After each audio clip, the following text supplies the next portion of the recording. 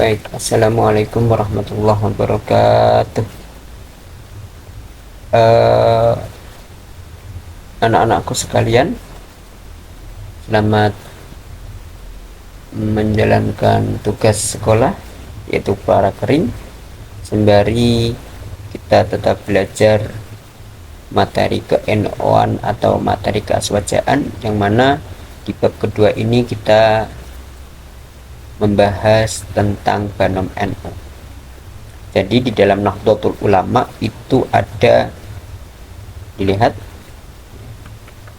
ada namanya banom NO,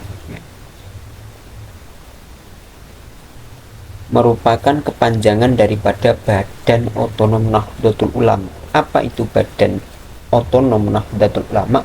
Yaitu perangkat organisasi NU yang berfungsi melaksanakan kebijakan jemaah NU yang berkaitan dengan kelompok masyarakat tertentu. Jadi NU Nahdlatul Ulama itu merupakan organisasi sosial kemasyarakatan dan keagamaan. Jadi bukan hanya organisasi keagamaan, tapi juga organisasi kemasyarakatan.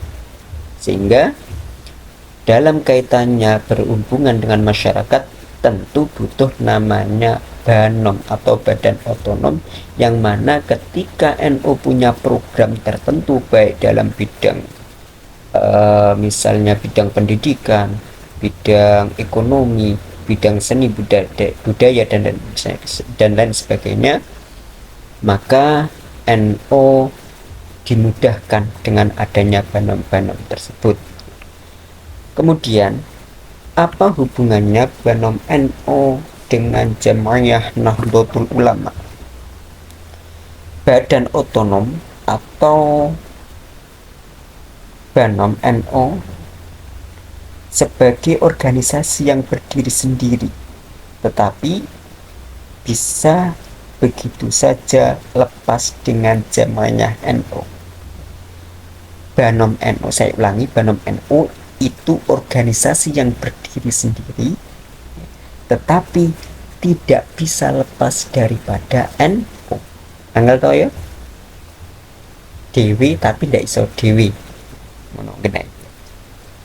Artinya apa? Saya ibaratkan NU itu sebagai rumah yang besar. Rumah yang besar, NU itu rumah besar, punya orang tua. Orang tua punya anak, jadi rumah tangga namanya. Lah bapaknya itu NU, ibunya itu muslimah. Anak pertamanya taruhlah saja ada Banser, ada Ansor. Ceweknya ada Fataya. Kemudian punya adik, ada PMII, ada ibu, ada IPPNU dan sebagainya. Nah, ini namanya keluarga. Jadi hubungannya NU dengan banom itu hubungan anak dengan bapak. Kemudian akan tetapi mereka tidak bisa lepas dari orang tuanya. Tadi saya sebutkan banom NU itu organisasi yang berdiri sendiri, tetapi tidak bisa lepas dari orang tuanya. Orang tua tetap mempunyai tanggung jawab kepada mereka. Orang tua masih memberikan petunjuk, arahan, bantuan, bahkan peringatan apabila dari anak-anak ini, dari banom-banom ini melanggar suatu aturan tertentu atau melakukan sesuatu yang tidak benar.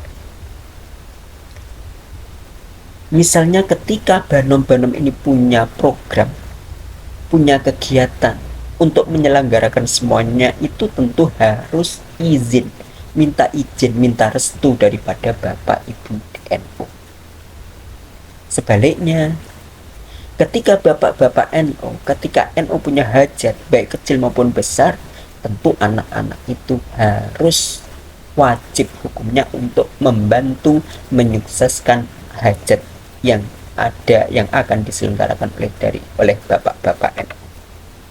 Itu secara singkat hubungan antara NU dengan banom adalah seperti hubungan bapak dengan anak. Namun secara singkat, hubungannya yang pertama adalah anggota banom NU secara otomatis adalah anggota NU. Ini otomatis ya Banom NU kuwi kudu wong kudu wong NU, tidak boleh dari organisasi lain, apalagi dari organisasi politik, itu tidak boleh. Yang kedua, ketua umum Banom NU adalah anggota pengurus pleno, anggota resmi, tidak boleh anggota abal-abal, tidak boleh hanya untuk kepentingan tertentu, tidak boleh, harus resmi dari NU. Yang ketiga, permusyawaratan Banom NU merujuk kepada dan tidak boleh bertentangan dengan anggaran dasar aturan rumah tangga, tidak boleh, harus sesuai. Selanjutnya, Banom NU harus meratifikasi hasil permusyawaratan jamaah NU. Jadi hasil daripada musyawarah yang telah dilaksanakan itu harus diratifikasi, harus distempel, harus diresmikan, harus ditandatangani. Supaya apa? Supaya ada hukum yang kuat.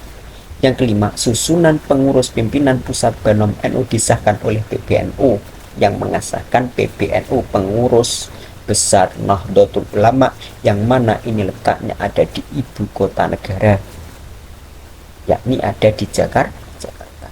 Yang keenam, Banom NU harus memberikan laporan perkembangan setiap tahun kepada NU di semua tingkatan, baik dari anak ranting sampai PC, PAC dan sampai ke atas, harus ada laporannya. Kemudian sementara itu ya, untuk materi kali ini, kemudian anak-anak harus menyelesaikan tugas ya, supaya lebih paham, lebih mengetahui tentang materi yang singkat ini. Sementara saya akhiri, wallahul muwaffiq ila aqwamit thoriq wal 'afwu minkum. Wassalamualaikum warahmatullahi wabarakatuh.